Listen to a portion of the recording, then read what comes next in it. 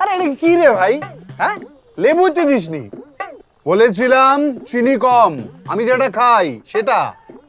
অন্য দে।